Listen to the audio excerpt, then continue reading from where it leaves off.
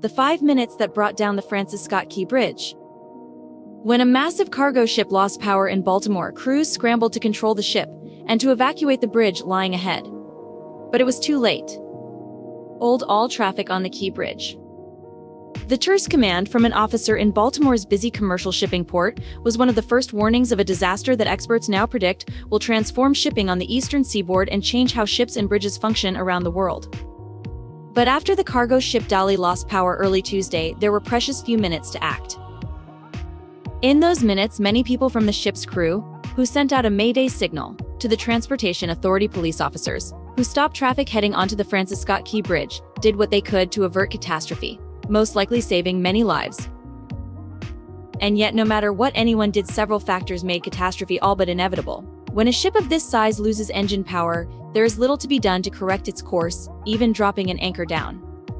And the Key Bridge was particularly vulnerable. As long ago as 1980, engineers had warned that the bridge, because of its design, would never be able to survive a direct hit from a container ship. The collision and subsequent collapse of the bridge swallowed up 7 road workers, and an inspector, who could not be alerted and pulled off the bridge in time too, were pulled alive out of the water. But 4 others are still missing and presumed dead. 2 bodies were retrieved on Wednesday, authorities said. Also caught up in the disaster were the ship's 21 crew members, all from India, who had prepared for a long journey to Sri Lanka on the Dali.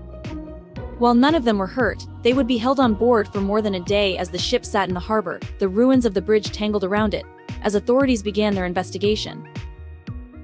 The accident, the deadliest bridge collapse in the United States in more than a decade, will have a lasting impact on the Port of Baltimore, with its 8,000 workers and industries that rely on the port, which is the leading American hub for auto and other wheeled equipment, said Pete Buttigieg, the U.S.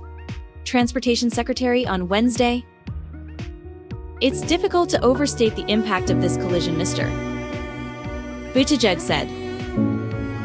He compared the Dali, roughly as long as city block, to the size of an American aircraft carrier. 100,000 tons, all going into this pier all at once, he said, of the impact on the bridge support structure. Officials from the National Transportation Safety Board, which is leading the investigation into the accident, boarded the Dali on Tuesday night to gather documentation. They obtained data from the voyage data recorder, the equivalent of an aircraft's black box, hoping that it could help investigators determine what led to the accident. Even days we try to run the number 2 pump. Buttigieg said that any private party found liable in the accident will be held responsible. So you can see it was about half an hour past midnight on Tuesday when the Dali, loaded with cargo containers, departed its dock, guided by 2 tugboats, as is customary. On board was a local harbor pilot with more than 10 years of experience and deep familiarity with Baltimore's port, as well as an apprentice pilot in training. Give us power. The sky above the Patapsco River was clear and still, lit by a full moon. The number 1 pump on though, because that's attached at 1:25 to the a.m., bus. So after the 2 tugboats detached and turned back, the Dali had accelerated to about 10 miles per hour as it approached the Key Bridge. But just then, according to a timeline released by the National Transportation Safety Board on Wednesday, numerous audible alarms started sounding on the ship. For reasons still being investigated, the ship's powerful propulsion system stopped. The lights flickered out. The ship had a complete blackout, according to Clay Diamond, head of the American Pilots Association, who was briefed on the account of the pilot of the Dali. The chair of the NTSB, Jennifer Homendy, said officials were still trying to determine whether the power failure was complete. The harbor pilot noticed the ship starting to swing right, in the direction of one of the piers holding up the Key Bridge. At 1:26, he called for the tugs to return. He urged the captain to try to get the engine back up and directed the crew to steer hard left. As a last-ditch measure, at 1:27, he ordered the crew to throw down the port anchor. One of the tugboats, the Eric McAllister, turned around and raced back toward the ship. But the failures on board were cascading. The emergency generator had kicked on, sending a puff of thick smoke belching from the ship's exhaust stack and briefly restoring the lights, radar, and steering. It did not help.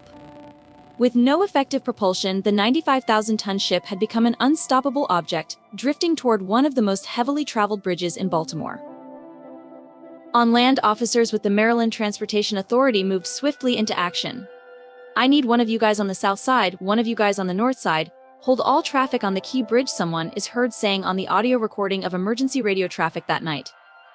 "There's a ship approaching that just lost their steering. So until they get that under control, we've got to stop all traffic. Vehicles were held on either side of the bridge as the ship continued its inexorable drift toward the 1.6-mile-long span. A minute later, the officers turned their attention to several workers, some of them immigrants from Guatemala, Honduras, El Salvador, and Mexico, who were still laboring on the bridge in the chilly darkness, taking advantage of the light traffic at night to fix potholes. "There's a crew up there," one officer is heard saying on the audio recording of the radio exchange between officers. "You might want to notify whoever the foreman is, see if we could get them off the bridge temporarily." But even then, the ship was striking the bridge. Almost at once, the pier buckled and collapsed, twisting over the ship, with its cargo containers stacked high on the deck. Then the rest of the bridge went, breaking into sections as it plummeted and splashed into the dark river waters below. "The size and weight of these ships make them really difficult even with propulsion to stop them," said Stash Polkowski, a professor at State University of New York Maritime College and a retired Coast Guard Rear Admiral. "With no power," he said, "there was very little the pilot or the crew on the dolly could do." The collapse had happened in seconds. Except for the stumps of the piers, the central span of the bridge had plunged into the frigid river where divers would spend the whole day searching amid twisted metal for survivors by 1:29 a.m. "Dispatch, the whole bridge just fell down," an officer called out. "Whoever, everybody, the whole bridge just collapsed." Stray ships had long been seen as a risk to the Key Bridge.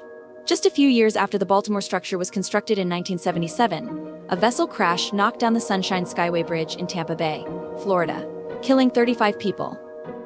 Officials acknowledged that the Key Bridge would not be able to withstand that kind of direct hit from a heavy cargo vessel. "I would have to say if that ship hit the Bay Bridge or the Key Bridge, I'm talking about the main supports. A direct hit, it would knock it down." John Snyder, the director of engineering for the State Toll Facilities Administration, told the Baltimore Sun at the time.